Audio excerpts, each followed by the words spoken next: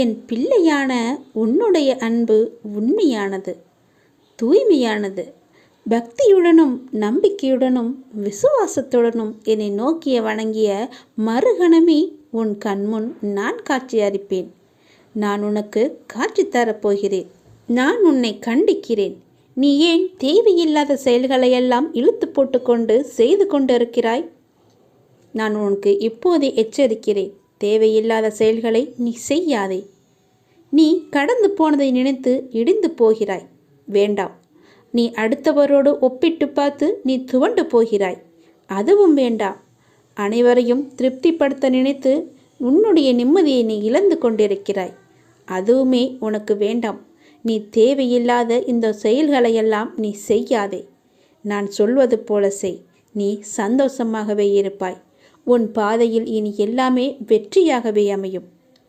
நீ எத்தனை துயரங்கள் வந்தாலும் தளர்ந்து போகக்கூடாது.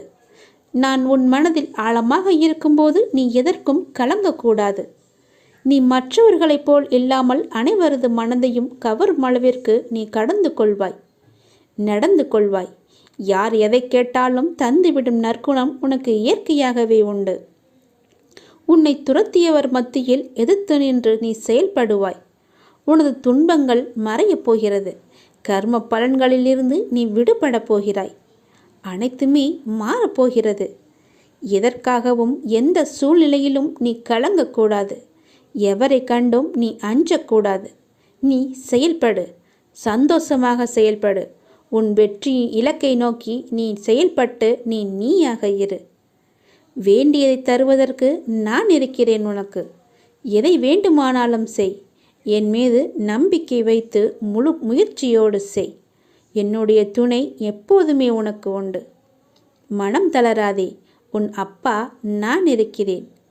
உன்னை அனைத்திலுமிருந்து பாதுகாத்து உன்னை வீழ்த்த நினைத்தவர் மத்தியில் உன்னை பார்த்து வியக்கும்படி நான் செய்கிறேன். நான் உன்னை மறந்து விட்டேன் என்று நினைக்கிறாய். நான் உன்னை மறக்கவே இல்லை. எப்பொழுதும் உனது நினைவுகளை நான் சுமந்து கொண்டே இருக்கிறேன், இருப்பேன், இனியும் இருந்து கொண்டு இருப்பேன். தைரியமாக இரு, மகிழ்ச்சியாக இரு. நான் உனக்கு அள்ளித்தரும் நேரம் இது. உனக்காக அள்ளி கொடுக்கப் போகிறேன். உனக்காகவே. நீ கலங்கக்கூடாது. ஏனே நீ சரணாகதி அடைந்து விட்டாய் அல்லவா? நான் உன்னை நிச்சயமாகவே பாதுகாப்பேன். பொறுமையாக இரு. நீ பெருமைப்படப் போகிறாய். அப்பா நான் உனக்கு துணையாக இருக்கிறேன். நம்முடைய தோஷத்தை நாமே சில செயல்களால் போக்க முடியும். எப்படி என்று தானே கேட்கிறீர்கள்? எளிய சின்ன சின்ன வேலைதான் இது. நம்மால் நம்முடைய தோஷத்தை எளிதாகவே போக்கிவிடலாம். முதலாவதாக, படுக்கை அறையில் தலைக்கு அருகே நீரை வைத்து உறங்கிவிட்டு அந்த நீரை காலையில் செடிகளுக்கு விட சுக்கிர தோஷம் படிப்படியாக குறையும். இந்த விவரத்தை மாற்றியும் சொல்லலாம். படுக்கைக்கு நாம் எடுத்து செல்லும் குடிநீர் காலையில் மீதம் இருந்தால் செடிகளுக்கு, குறிப்பாக துளசி அல்லது தொட்டாச்சினி செடிகளுக்கு விட்டுவிட வேண்டும். 2. அடிக்கடி பசுவிற்கு வாழைப்பழம், கற்கண்டு பொங்கல் கொடுப்பது சந்திரனின் ஆசிகளை நமக்கு கொடுத்து புகழை பெற்று தரும். 3. வசதியில்லாத குடும்பத்தினருக்கு ஈமச்சடங்குகள் செய்ய பணம், பொருள் கொடுத்து உதவி செய்தால் சனியின் ஆசிகளை கொடுத்து ஆயுளை விருத்தி செய்யும். 4. ஆசான், வேதம் படித்தவர், நம் முன்னோர்கள் மற்றும் சாதுக்களை விழுந்து வணங்கிட புண்ணிய யாத்திரைக்கு இல்லாதவர்களுக்கு பொருள் கொடுத்து உதவுவது, குழந்தை பெற்ற ஏழை தம்பதியருக்கு பொருள் கொடுத்து உதவுவது எல்லாம் குருவின் ஆசிகள் நமக்கு கிடைக்கும். 5. சிதலமடைந்த கோவில்களுக்கு நீர்நிலை உண்டாக்குதல், தண்ணீர் தொட்டி, குளம் சரி செய்தல் அல்லது செய்பவருக்கு உதவுதல் எல்லாம் தேவதைகளின் ஆசிகளை நமக்கு கொடுத்து நமக்கு வசியமும் கவர்ச்சியும் கொடுக்கும். 6. சிவபெருமானுக்கு அன்னத்தால் அபிஷேகம் செய்வதும், பசித்து தவிக்கும் உயிர்களுக்கு உணவு அளிப்பதும், கோவில்களுக்கு சொர்ணத்தை தானமாக அல்லது கலசத்திற்கு தருவது, தொழுநோய், குஷ்டம் கண்டவர்களுக்கு வைத்திய செலவு அல்லது அவர்களுக்கு நல்ல உணவு அளிப்பது சூரியனின் ஆசிகளை கொடுத்து நல்ல ஆரோக்கியம் மற்றும் வம்ச விருத்தியை செய்யும். 7. திருமணம் செய்ய ஏழை பெண்களுக்கு பொருள் கொடுத்து உதவுதல், நாம் வாழும் மனையையும் நம் தொழில் செய்யும் மனையையும் கைகளால் தொட்டு வணங்குதல், மேலும் பூமிக்கு மரியாதை செய்தல், பல உயிர்களை வளர்த்தல், அதாவது விலங்குகள், பறவைகள், உயிர் பலிகளை நாம் தவிர்த்தல், இல்லாதவர்களுக்கு மருத்துவ உதவிக்கு பணம் கொடுத்தல், இவை எல்லாம் செய்தால் செவ்வாயின் ஆசிகளை கொடுத்து அஷ்ட சுகங்களையும் நாம் பெறலாம். 8வது, ஏழை குழந்தைகளுக்கு கல்விக்கு பொருள் உதவி செய்தல், புதன்கிழமை தோறும் அன்னதானம் செய்தல், புதிய உடைகளை தானம் செய்தல், அதாவது குறிப்பாக குளிர்காலத்தில் செய்வது, போர்வை கம்பளி போன்றவை. இதனால் செய்வதன் மூலம் புதனின் ஆசிகளை நமக்கு கொடுத்து சண்டை, பொறாமையினால் வரும் நோய், திருஷ்டியினால் ஏற்படும் கண் திருஷ்டிகள், நீதிமன்ற சோதனை போன்ற தொல்லைகளை விலக்கி நல்ல தொழில், மென்மையான வாழ்க்கையை கொடுக்கும். 9, நாகப்பாம்புகளை கண்டதும் அடிக்காமல் இருப்பது, இறந்த நாகத்தின் உடலை கண்டதும் தீயிட்டு கொளுத்துவது, குடிகெடுத்தவன், குடிகாரன், குரு துரோகி, பசுவை கொன்றவன், சண்டாளன் இவர்களிடம் நட்பு கொள்ளாமல் தவிர்ப்பது ராகு கேது ஆசிகளை அதிர்ஷ்டம், போகம் மற்றும் சகல பாக்கியத்தை அனுபவிக்கும் ஆசிகளையும் தரும். இந்த பஞ்ச மகாபாவிகளை அடையாளம் கண்டு கொள்வது சற்று சிரமம்தான். தெரிந்து சேர்வதுதான் நமக்கு தரித்திரம். தெரியாமல் சேர்வது நமக்கு சில நேரங்களில் புண்ணியத்தை கூட தேரும். தெரிந்துவிட்டால் உடனே விலகிவிடுங்கள். 10வது, பாலடைந்த சிவன் கோவிலில் விளக்கு ஏற்றுவது, பிரதோஷ நாளில் சிவஸ்தலங்களுக்கு முடிந்த வரையிலான அபிஷேகத்திற்கு தேவையான பொருட்களை வாங்கி கொடுப்பது, வெள்ளத்துடன் பச்சரிசி தூளை கலந்து அந்த கோவிலின் சுற்றுப்பிரகாரத்தில் தூவி விடுவதெல்லாம் தேவர்களை சாந்திப்படுத்திவிடும். இவர்கள் நம் முன்னோர்களுக்கு மோட்ச பதவி அளிப்பவர்கள். இவைகள் எல்லாமே பொதுவானவைதான். வழக்கமாக செய்ய வேண்டிய கட்டாயமில்லை. புரிந்து செய்தாலும் தெரியாமல் செய்தாலும் பலன் ஒன்றுதான். முடிந்தவரை தெரிந்தே செய்யுங்கள். தெரியாமல் செய்தாலும் மிக்க பலன் உண்டு. நல்ல வாழ்க்கை வாழ நினைப்பவர்கள் காயப்படுவார்கள். ஆனால் அவர்கள்தான் வாழ்க்கையில் என்றுமே ஜெயிப்பார்கள். நீ வாழ்க்கையை ஜெயிப்பதற்காக பிறந்த என்னுடைய உயிர். நீ ஜெயமாக வசந்தமாக வாழ்வாய். இதை பற்றியுமே நீ கவலைப்படாதே. சற்று மட்டும் நீ பொறுமையாக இரு. எல்லாம் முடிந்துவிட்டது என்று நீயே உன்னை முடக்கிக் கொள்ளாதே. உன்னுடைய மனதை ஒருநிலைப்படுத்திப்பார். உன்னை சுற்றியுள்ள வாய்ப்புகள் எல்லாமே உன் கண்களுக்கு புலப்படும். எல்லா விதமான சந்தர்ப்பங்களும் தானாக அமையாது. நீதான் நம்பிக்கையோடு அதை உருவாக்க வேண்டும். வெற்றி தோல்விகளை சகஜமாக எடுத்துக்கொள். நான் இதுவரை தோல்விகளையும் இழப்புகளையும் மட்டும்தானே நான் சந்தித்து வருகிறேன் என்று நீ புலம்புவது புரிகிறது. நீ சற்று நிதானமாக யோசித்துப்பார். இதுவரை நீ தோல்விகளையே மட்டும்தான் சந்தித்தாயா அல்லது வெற்றிகளையும் பெற்றிருக்கிறோமா என்று உன்னை நீயே கேட்டுப்பார். ஒரு முறைக்கு இருமுறை யோசித்து கேட்டுப்பார். விடைகள் உனக்கே புலப்படும். நீ அடைந்த வெற்றிகள் உனக்கே இன்னும் தெரியாத அளவிற்கு நீ முன்னுக்கு பின் முரணான எண்ணங்களில் செயல்பட்டு கொண்டிருக்கிறாய். நிதானமும் நம்பிக்கையும் மிக மிக அவசியம்.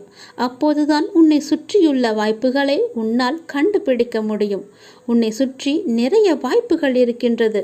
அது உன் கண்ணுக்கு தெரியாமல் மாயை என்ற வலை உன்னை அடைத்து வைத்திருக்கின்றது. தோல்விகளை கண்டு துவண்டு போகாதே.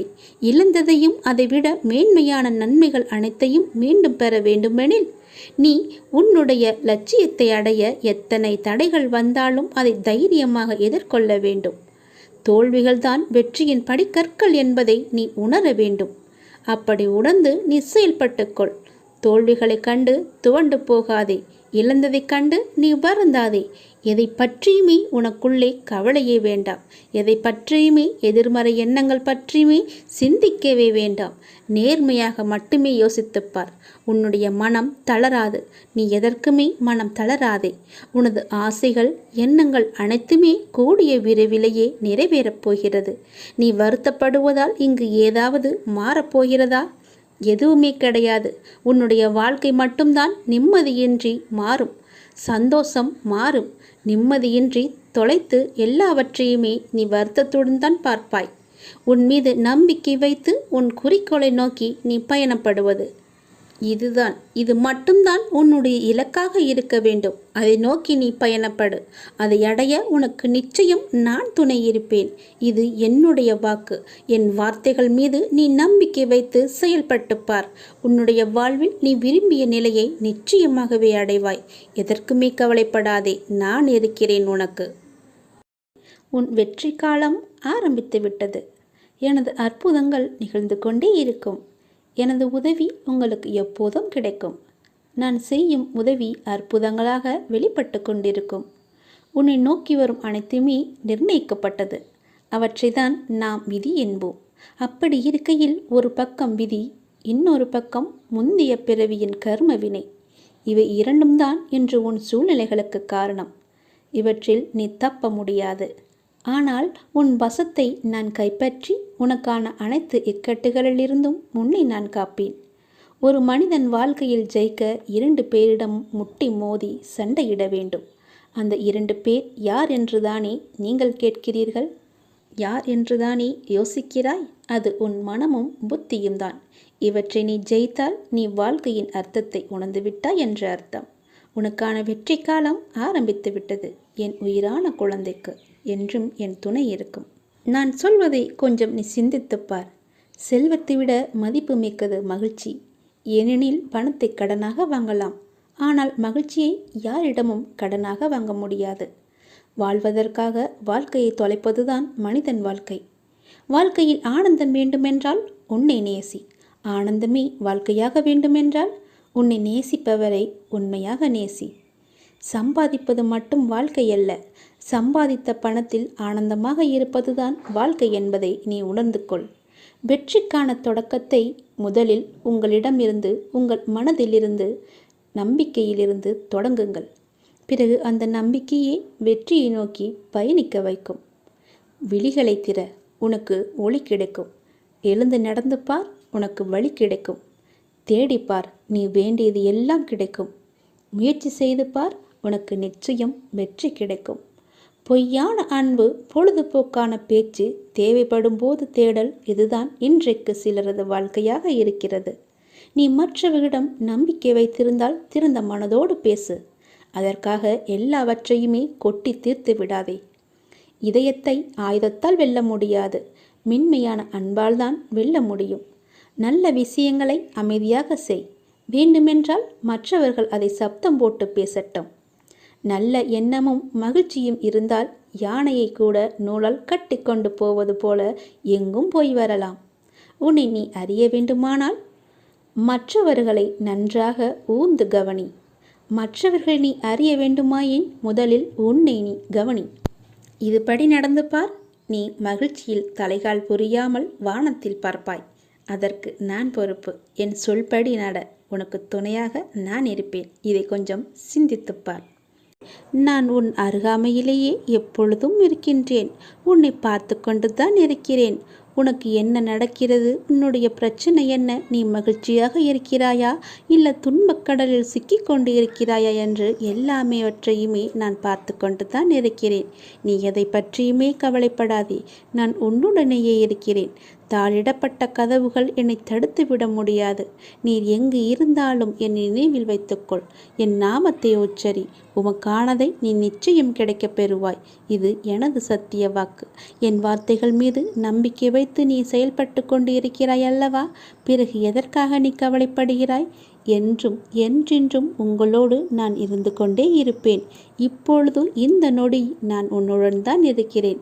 நீ எங்கு வேண்டுமானாலும் பார். என் ரூபத்தை நீ காணலாம். உனக்கு நல்லது நடந்து கொண்டே இருக்கப் போகிறது. எனது அருளும் ஆசையில் யாரும் ஒன்றுதான். எனது பக்தர்களை பிரித்து பார்க்காதவன் நான். நம்பிக்கை பொறுமையுடன் அமைதி காத்து கொண்டிரு. என் பக்தனுக்கு எல்லாமே சாத்தியமாகும். நல்லதே நடக்கும்.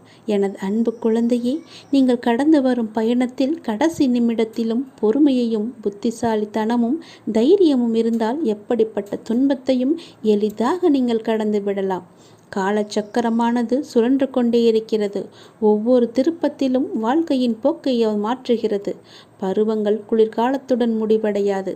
வசந்தம் துளிர்விடும் சிறப்புடன் திரும்புகிறது. சுழலும் சக்கரம் மேலும் கீழும் அசைவது போல ஒரு நீண்ட இரவுக்கு பின் அழகான ஒரு வெளிச்சம் வருவது போல ஒரு பிரகாசமான ஒளி உதயமாகும் இல்லவா? அது போலத்தான் உங்களுடைய இன்பங்களும் துன்பங்களும் நம்மை தவிர்க்க முடியாமல் பின்தொடர்ந்து கொண்டிருக்கின்றன. இவை எல்லாமே உன்னுடைய முன்ஜென்ம கர்மாக்கள். ஆனால் தொந்தரவு இல்லாமல் இருப்பது வாழ்க்கையின் முக்கியத்துவம். உண்மையை அறிந்து கொள்ளுங்கள். எதுவாக இருந்தாலும் அப்பாவின் பாதங்களை நீங்கள் சரணடைந்து விடுங்கள். அவருடைய பாதங்களை நீங்கள் பற்றி கொள்ளுங்கள். சதா காலமும் அவருடைய நாமத்தை நீங்கள் ஜபித்து கொண்டே இருங்கள். உங்களுக்கு வேறு எந்த பிரச்சனையும் வராது, எந்த கஷ்டமும் உங்களை நெருங்காது. காலம் கடந்தும் ஆட்சி செய்யும் இறைவனின் முழுமையை நீங்கள் அடைய முற்பட வேண்டும். அப்போதுதான் உங்களுக்கு வந்த கஷ்டங்கள் எல்லாம், துன்பங்கள் எல்லாம் காணாமல் போய் நிம்மதி கிடைக்கும், மகிழ்ச்சி நிலைத்து நிற்கும். அவருடைய நாமத்தை நேரம் கிடைக்கும் போதெல்லாம் ஜபித்து கொண்டே இருங்கள். உன்னுடைய முன் ஜென்ம கர்மாக்களை எல்லாம் அழிப்பதற்கு என்னுடைய நாமம் ஒன்றே, என்னுடைய திரு நாமம் ஒன்றே உனக்கு சிறப்பான மருந்தாக இருக்கும். வந்த இடம் தெரியாமல் ஓடுவதற்கு, உன்னுடைய கர்மா வந்த இடம் தெரியாமல் ஓடுவதற்கு என்னுடைய நாமத்தை நீ ஜபித்து கொண்டே இரு. இடைவிடாது ஜபித்து கொண்டே இரு. நல்லதே நடக்கட்டும். உண்மையில் உங்களுக்கு ஒரு எதிரி உண்டு எனில் உள்ளத்தில் எழும் ஒழுங்கற்ற எண்ணமே என்பதில் நீங்கள் கவனம் செலுத்துங்கள். நானும் என்னை சார்ந்தவர்களும் ஆரோக்கியத்துடனும் மகிழ்ச்சியாகவும் மன நிறைவாகவும் வாழ்ந்து கொண்டிருக்கின்றோம் என்ற எண்ணத்தை மனதில் ஆழமாக விதித்து கொள்ளுங்கள். அந்த எண்ணமே அதற்கான சூழ்நிலையையும் செயலையும் தானாகவே உருவாக்கிவிடும். எந்த மனது நல்லது நினைக்கிறதோ அந்த மனதிற்கு நல்லதே நடக்கும். யார் ஒருவர் மற்றவர்களும் நன்றாக இருக்க வேண்டும் என்று நினைக்கின்றாரோ அவர் நன்றாகவே இருப்பார். இதை பின்பற்றினால் உங்களுடைய வாழ்க்கை சிறப்பாக மலரும். உங்கள் திறமையை கொல்லும் முதல் எதிரி உங்களின் தயக்கம்தான். தயக்கத்தை நீங்கள் விட்டொழியுங்கள். எந்த ஒரு மோசமான சூழ்நிலையும் உங்களை பலவீனப்படுத்தாமல் பார்த்து கொள்ளுங்கள். மாறாக நீங்கள் எப்போதும் ஆக்கப்பூர்வமான மனநிலையோடு தன்னை உறுதியாக வைத்து கொள்ளுங்கள். பிடிக்காத விஷயத்தை கண்டு கொள்ளாமலும், வேண்டாத விஷயங்களில் உங்களை கவனம் செலுத்தாமலும், தேவையற்ற கேள்விகளுக்கு பதில் சொல்லாமலும் நீங்கள் இருந்து பாருங்கள். உங்கள் உடலும் மனமும் ஆரோக்கியமாகவே இருக்கும்.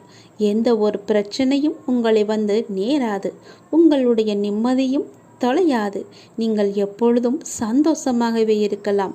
எந்த ஒரு பிரச்சனையுமின்றி மகிழ்ச்சியாகவே வாழலாம். தேவையற்ற பேச்சுக்களை நீங்கள் குறைத்து கொண்டால், வீண் வாக்குவாதங்களை நீ தவிர்த்து கொண்டால், தேவையற்ற எண்ணங்களை நீங்கள் விலக்கி கொண்டால் எல்லாமே உங்களுக்கு நல்லதாகவே அமையும். உங்களுடைய எதிரியை உங்களுக்கு அருகிலேயே வைத்துக்கொண்டு சுற்றுமுற்றும் பார்ப்பது எதற்காக? நான் சொல்வது புரிகிறதா? அக்கம் பக்கத்தினர் எல்லாம் உன்னை பற்றி தவறாக பேசுகிறார்கள்.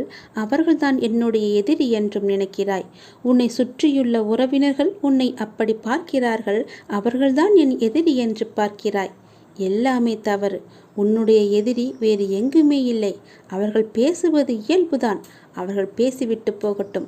அவர்களையெல்லாம் நீ பெரிதாக எடுத்து கொள்ளாதே. உன்னுடைய எதிரி உனக்குள்ளேயே இருக்கிறது. நீ அவர்களையெல்லாம் செவிமடுத்து பார்க்காதே. நீ செவி கொடுத்து பார்க்கும்போதுதான் அவர்கள் உனக்கு தெரிகிறார்கள். செவி கொடுக்காமல் பார், அவர் உன் கண்ணுக்கு தெரிய மாட்டார்கள். அவர்கள் பேசுவது உன் காதுக்கு கேட்காது. நீ உன்னுடைய மனதை மட்டும் எப்பொழுதும் அலைப்பாய விடாமல் தைரியமாக ஒரு நிலையில் வைத்துக்கொள். உன்னுடைய எதிரி மனம் அலைந்து கொண்டிருக்கிறது. அந்த மனதை பிடித்து ஒரு நிலைப்படுத்து. என்னிடம் கொண்டு வா. அதாவது என்னுடைய நாமத்தை நீ ஜபித்து கொண்டே இரு. எவ்வளவு பெரிய துயரமானாலும் துன்பமானாலும் கண்ணிமையில் நொடிப்பது போல ஒரு நொடியில் அந்த துன்பம் எல்லாம் காணாமல் போய்விடும். இது என்னுடைய வாக்கு. நான் சொல்வது நிச்சயமாகவே பலிக்கும். உன் எதிரியை முதலில் நீ அழித்துவிடு. தன்னை உணர்தல். நானே பிரம்மம், நானே ஈஸ்வரன் என்ற நிலையை எய்தி கடமைகளை ஒழுங்காக செய்வதன் மூலம் நம்மளுடைய ஆத்மா பலம் பெறுகிறது. இதற்கும் ஒரு கதை உண்டு. ஒரு நதியில் வெள்ளம் வந்து பாலத்தின் 2 பக்கங்களையும் அடித்து கொண்டு போய்விட்டது. பாலத்தின் நடுவே ஒரு குடும்பம் நின்று தத்தளித்து கொண்டிருந்தது. அதை பார்த்து பரிதாபப்பட்ட ஒரு பணக்காரர் ஒரு ஓடக்காரனை கூப்பிட்டு அவர்களை காப்பாற்றும்படியும் 100 ரூபாய் தருவதாகவும் சொன்னார். ஓடக்காரன் அவர்களை காப்பாற்றினான். 100 ரூபாய் எடுத்து அவர் கொடுத்தார். அவன் இது என் கடமை என்று கூறி பணத்தை வாங்காமல் மறுத்துவிட்டார். இந்த பலன் கருதாத கர்மமே கடமை என்பது நமக்கு. இதை கர்மம் என்பதை விட தர்மம் என்பதும் பொருந்தும். இத்தகைய தர்மம் தலைமாட்டில் நின்று நம்மை காப்பாற்றும். நாம் இன்று செய்யும் தானம் தர்மமே நம்முடைய 7-8 தலைமுறைக்கும் நிச்சயம் நம்மை தலைமாட்டிலிருந்து நிச்சயம் நமக்கு கை கொடுத்து காப்பாற்றும். நான் லண்டனுக்கு போனேன், நான் பாரிஸுக்கு போனேன், அனுபவித்தேன், இதை வாங்கினேன் என்று அகங்காரம் கடைசி காலத்தில் எந்த உதவியையும் செய்யாது. முதலில் இந்த நான் என்ற தன்மையை வென்றவர்கள்தான் பெரிய யோகிகளாக மாறுகிறார்கள். தான் என்ற அகங்காரம் இன்றி வருபவர்கள்தான் பெரிய யோகிகளாக மாறுகிறார்கள். அந்த யோகிகளிடம் இறைவனே வந்து தானாகவே அமர்ந்து விடுவார். தான் என்ற அகம்பாவம் இன்றி வரும் யோகிகளிடம் அந்த இறைவன் வந்து உனக்கு என்ன வேண்டும் என்று கேட்டால் பொன்னை கொடு, பொருளை கொடு என்று கேட்க மாட்டார்கள். என்னையே எனக்கு கொடு என்றுதான் கேட்பார்கள். இப்படி தன்னை உணர்ந்து கொண்டு விட்ட மாமனிதன் மரணத்திலிருந்து விடுதலை பெற்று விடுகிறான். அவன் இறந்து விட்டான் என்று சொன்னால் அவன் உடம்புதான் இறந்து விட்டது, அவனுடைய ஆத்மா சாகவே இல்லை என்பதுதான் பொருள். என்னையே எனக்கு கொடு என்னும் தத்துவத்தில் ஆன்மாவே உணரப்படுகிறது. அதற்குள் இருக்கும் ஈஸ்வரன் அறியப்படுகிறான். துயரங்கள் தோன்றாமல் சிரித்து கொண்டே அவன் மரணமடைந்து விடுகிறான். அதாவது அவன் உடம்பு அழிந்து விடுகிறது. இந்த ஆன்மா யோகத்தை மிக ஆழமாக நமது சித்தர்களும் முனிவர்களும் ரிஷிகளும் சிந்தித்திருக்கிறார்கள். இமயமலையில் குடி புகுந்தவன் மாத்திரை வாங்குவதற்காக மருத்துவரை பார்த்ததுண்டா? ஆன்மாவை உணர்ந்து கொண்டவன் பிறரிடம் கேட்டு தெரிந்து கொள்ள என்ன இருக்கிறது? அவனுக்கு சொல்வதற்கு தான் பிறரிடம் என்ன இருக்கிறது? அவன் ஆதியிடுமே ஒடுங்குகின்றான். அவனே அவனுக்குள் இருந்து அவனின் எல்லாவற்றுமாக நிறைவேற்றுகிறான். இதில் யார் யாரிடம் கையேந்துவது? அனைத்தும் அவனாகவே இருந்து அவனின் இயக்கமாக இருக்கும்போது அவனாகவே உணர்ந்தவன் உடனுக்குடன் உயர்வு பெறுகிறான். உணராதவன் காலம் தாழ்த்தி தெளிவு பெறுகிறான். இங்கே பற்றின்மை என்பது மிகவும் அவசியமாகிறது. அவன் நம்மினுள் நிறைபெற உணர்ந்து அவரிடம் சரணடையுங்கள். நல்லதே நடக்கும் உங்களுக்கு.